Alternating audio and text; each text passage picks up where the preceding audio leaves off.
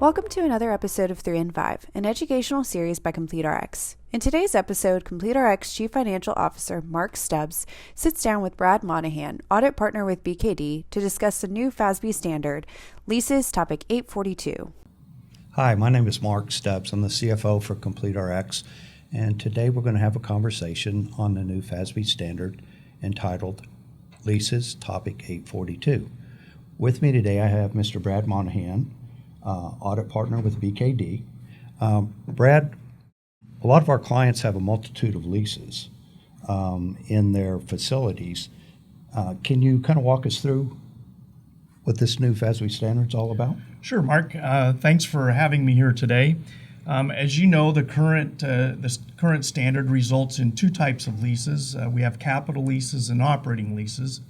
The capital leases are reflected on your balance sheet as an asset and a liability, and as you pay off those capital leases, you end up with depreciation and interest expense in your income statement.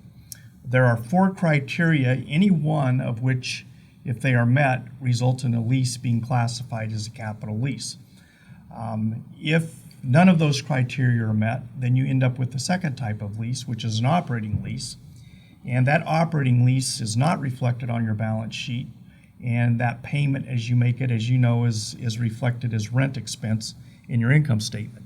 So, Brad, could you talk about the new standard? Sure. So we still have two types of leases under the new standard. Instead of a capital lease, they changed the name to a financing lease. And instead of four criteria with very bright lines, those lines have been blurred.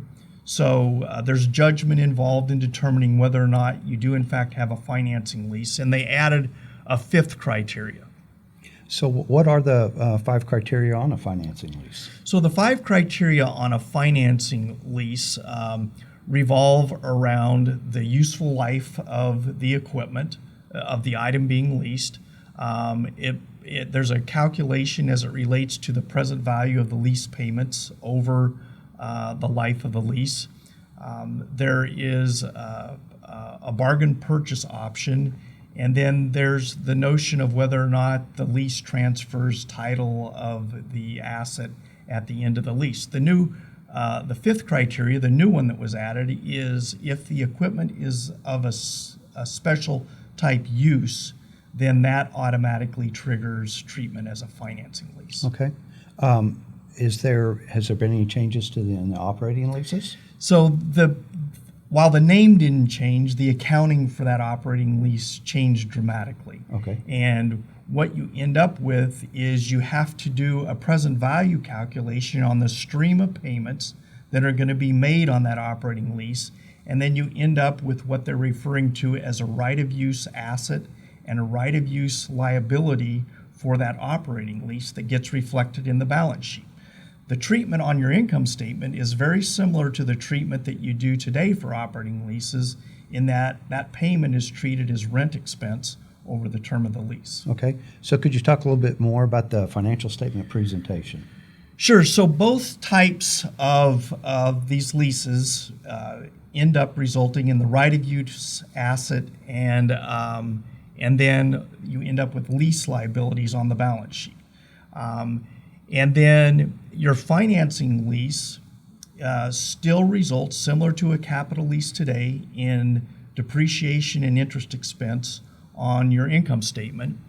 Your operating lease results in lease or rent expense on your income statement, just like it does today. Okay. So, Brad, why did the FASB make this change, and when does it become effective? So the reason that this change was made was that in the spirit of users of financial statements being able to understand future obligations of companies, they felt it was more meaningful to the user of that financial statement if those obligations were reflected on the balance sheet. And so that's why you end up with operating leases being reflected in the balance sheet.